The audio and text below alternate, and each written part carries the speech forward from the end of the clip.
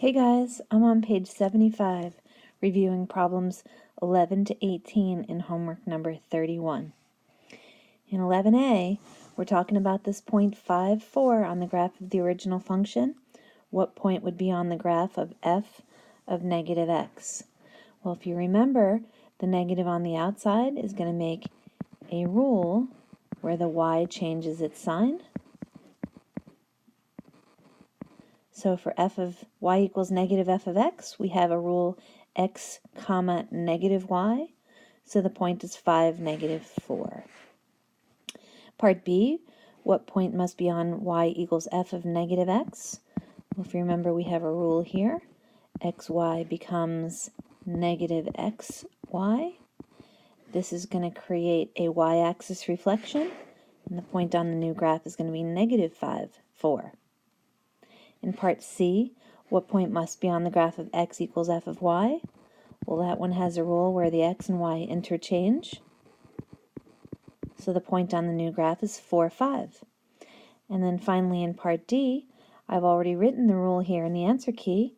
If I make a transformation of y equals negative 2 times f of x, negative 2 times f of x plus 1 minus 3, look at the rule I've written down for you. Inside changes x, but we do the opposite. The rule contains x minus 1. And for y, everything on the outside, we do what it says to the y coordinate. We multiply it by negative 2 and subtract 3.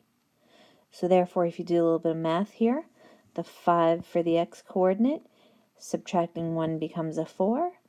And the original 4 on the new graph, after multiplying by negative 2 and subtracting 3, we have negative 11. Okay, flip the page to problem 12. In problem 12, we want to graph this function y equals 1 over the quantity x plus 3 minus 4. Well, guys, you got to recognize that that's asking you to do a transformation of the parent graph y equals 1 over x. So we put down the parent points right here, the usual ones. And remember, in the parent, this is a graph that has horizontal and vertical asymptotes at y equals 0 and x equals 0. So if we look at the given equation back up here, we have to figure out the transformation rule. Well, I see an x plus 3, that plus 3 attached to the x makes an x minus 3 in the rule. And then this minus 4 on the outside makes a y minus 4 in the rule. The rule gives me a heading for my new table of points. On the left, I've got x minus 3, so the parent points all have 3 subtracted from x. And on the right side, we have y minus 4. The parent points have 4 subtracted from the y values. Now, before you go about plotting points, I want to emphasize here that because we have these horizontal and vertical asymptotes, they are going to move as well. If the x shifts to x minus 3, then x equals negative 3 is the new vertical asymptote. And for the horizontal asymptote, if the y's go down 4, we have a new horizontal asymptote down 4. So before I plotted points and connected the dots, I put the asymptote equations in first, the horizontal and vertical ones. Then I plotted the points in the table to create my transformation graph of the rational function that has done the following. It has gone left 3, down 4. The domain and range of the graph that we just drew, if you look at it, the domain, when we read this function's graph from left to right, appears to be all real numbers except negative 3. Negative 3 is with the value of x where the function's undefined. And the range when reading the graph, we see would be from bottom to top, we have all real numbers except negative 4. So writing the range in interval form looks like that. In problem 14, we now are talking about a parent absolute value graph. So again, what I did is I wrote parent absolute value points. This is for y equals the absolute value of x.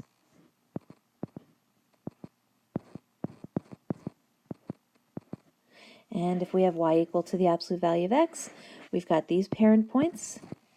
And our transformation rule, again, just like the previous problem, if we look inside, I see an x plus 3, so the rule has x minus 3. And outside there's a negative 2 and a minus 1. So notice my rule has negative 2y minus 1. So my transformation points have 3 subtracted from all the x's, and all of those y values in the parent points multiplied by negative 2 and 1 subtracted. After you plot the points, you can see we have a V shape, which is what we're supposed to have. And as far as the description goes, this graph has gone 3 things. Left 3, down 1, and remember this negative right here creates x-axis reflection, and the 2 creates vertical stretch. Problem 15. This is asking you to think backwards a little bit. I have 2 answers here. I'm not sure which one was on your paper, but please ignore part A. I think it's a little bit too hard. So if I ask you to make a rule where I see an x plus 1 and a y plus 4, we would know that we're talking about a graph that went 1 to the right and up 4. So if we make a transformation equation for ourselves using the x squared parent, remember, if x plus 1 is in the rule, x minus 1 would be in the equation. If y plus 4 is in the rule, there'd be a plus 4 on the outside. So you should be able to come up with, by thinking backwards, the equation would have to read y equals the quantity x minus 1 squared plus 4. Okay, I flipped the page to problem 16. If you'll notice, this is what we were just doing in class on Monday. Find the inverse of the following function. So we gave you an algebraic process where we said write down the equation using y and x, dropping the function notation, interchange x with y, and the remaining lines are the algebra that's needed to resolve for y. We've got to get this y sitting under the square root back by itself. So following normal algebraic principles, we've added 3 to both sides, squared both sides to get the radical go away. Notice that 2 squares and becomes a 4. Divide both sides by the 4, and then subtract 1. So the function's inverse is that last line. X plus 3 quantity squared over 4, subtract 1. Problem 17 then says, well, now let's prove that the function we just derived in this box right here is actually the inverse of the other original equation. So that little proof involves composition of functions.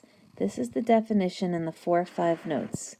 If we compose a function with its inverse, we have to show that we get back x. Okay, so in problem 17, first on the left, I've composed f of f inverse of x, which means I'm plugging the inverse into the original function. So in the original function, instead of its x, I replace it with an x plus 3 squared over 4 minus 1. And upon doing so, we end up with 2 times the absolute square root of this quantity minus 3. Simplify under the square root.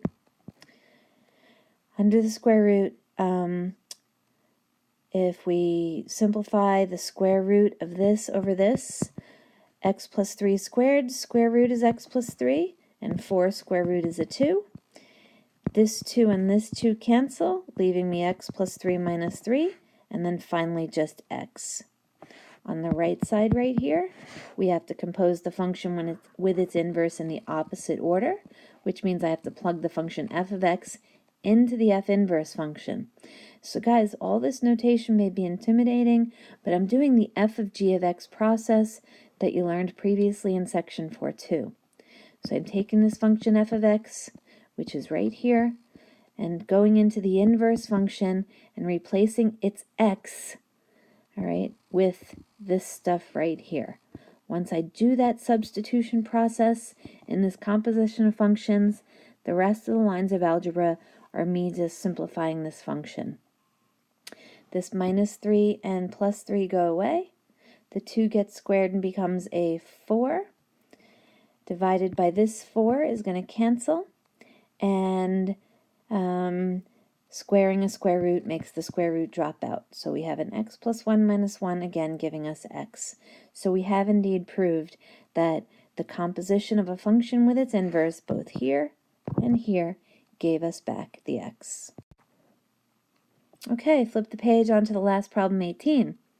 Now we have this chart right here with a bunch of equations involving the parent cubic function.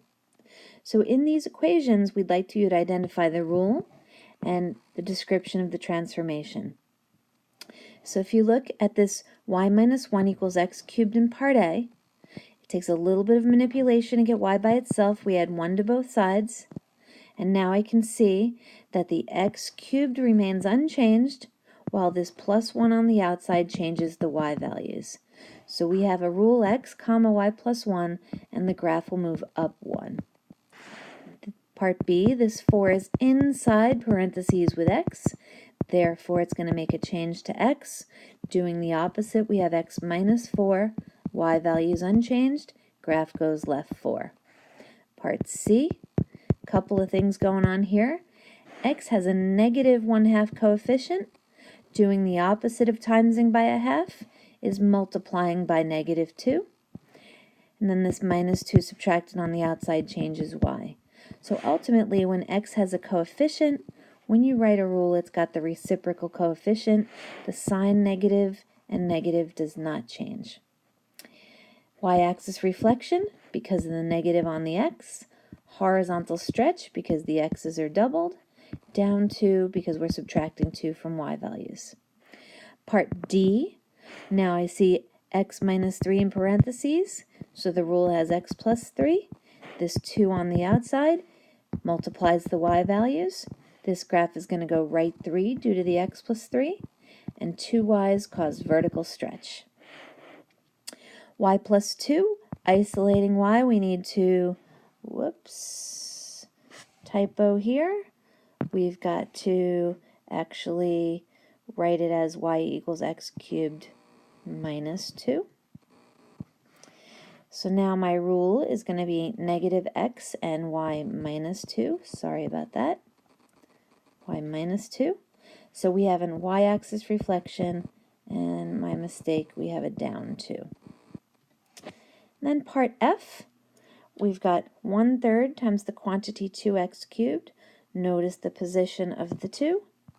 It's in with the x. So when we write the rule, we have a reciprocal coefficient, 1/2 x. This 1/3 on the outside multiplies the y values. So now we have two things. Multiplying x's by half is horizontal shrink. Multiplying y's by third is vertical shrink. So now if I'm graphing part D, I've got parent points on the cubic function. Remember, you have to master these parent graphs and their points so that when I create my transformation, the rule creates the headings. X plus 3, 2y, add 1 to every x that's over here, double all those y values, it creates my transformation points, which I plotted on the graph to the left. Remember, this cubic function parent had the shape of the vertical S-shaped graph. Okay, that's it. Hope that helped. We will answer questions in class as well, time permitting.